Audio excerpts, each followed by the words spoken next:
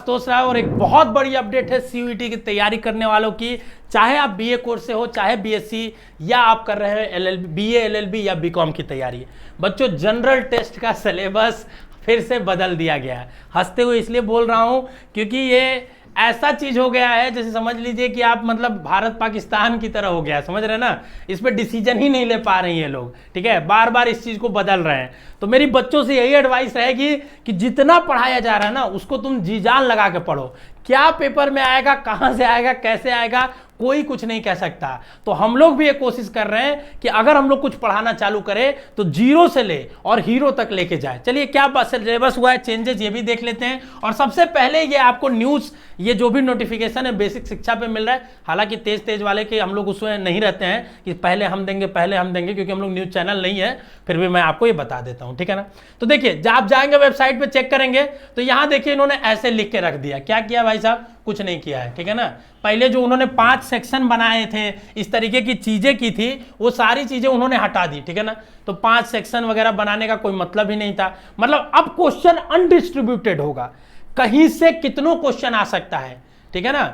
एक अंदाजा मान के हम चल सकते हैं कि वही पोर्शन रहेगा थोड़ा बहुत, ठीक है। हमें यह लगता है कि करंट अफेयर इन्होंने इसलिए ऐसा दिया है क्योंकि भाई अगर ये कोई क्वेश्चन कम ज्यादा दे देते तो बच्चे क्या करते हैं ना, इन पे अगली बार ऑब्जेक्शन करने लगते हैं कि भाई मैं ह्यूमैनिटीज का बच्चा हूं, मेरे में मैथ्स कैसे ज्यादा आ गया, रीजनिंग कैसे ज्यादा आ गया। तो आपने बोला था 12 क्वेश्चन आएगा, 15 आ गया, 16 आ गया, और उन्होंने जनरल एबिलिटी वगैरह दे दिया तो उसमें कुछ वही नहीं था। तो अब इसीलिए इन्होंने दे दिया कि भाई सब पढ़ो, तुम कितना क्या आएगा ये नहीं पता है, ठीक है ना।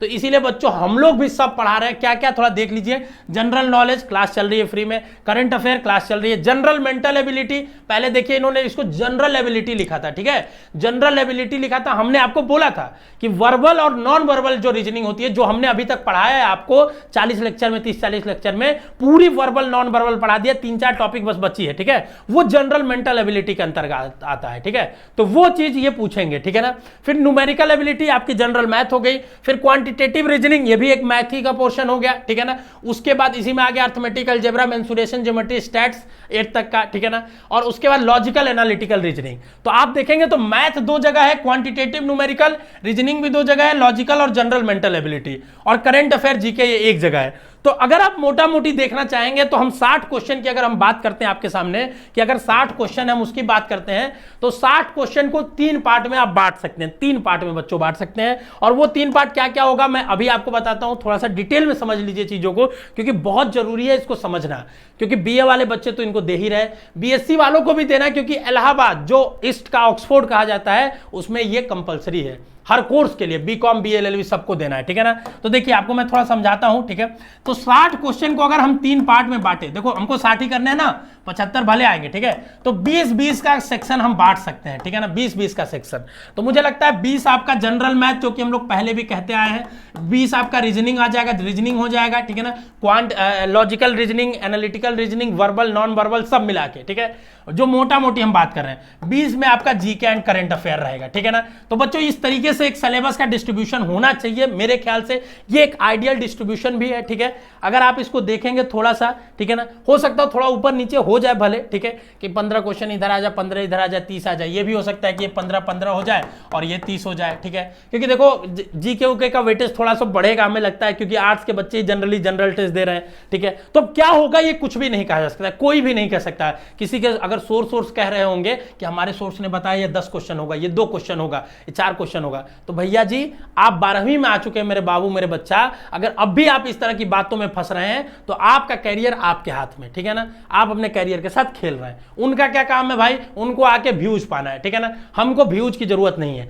हमें 10 बच्चा देखेगा। क्योंकि आप देख लीजिए, मैं आपको दिखा देता हूं बच्चों, हम लोग फ्री में क्लासेस जो है 12-12 घंटे की, देखिए आप देखिए 11-11 घंटे की, आप देख लीजिए 12 घंटे की फ्री में क्लास दे रहे हैं, ठीक है। और आपको पता है एजुकेशनल पढ़ने वाले बच्चे कितने होते हैं, 3-4 हजार बच्चे होते हैं। देखिए 3-4 हजार बच्चे, देखिए ऑन एन एवरेज देखिए 3-4 हजार बच्चे देखते हैं एक वीडियोस को।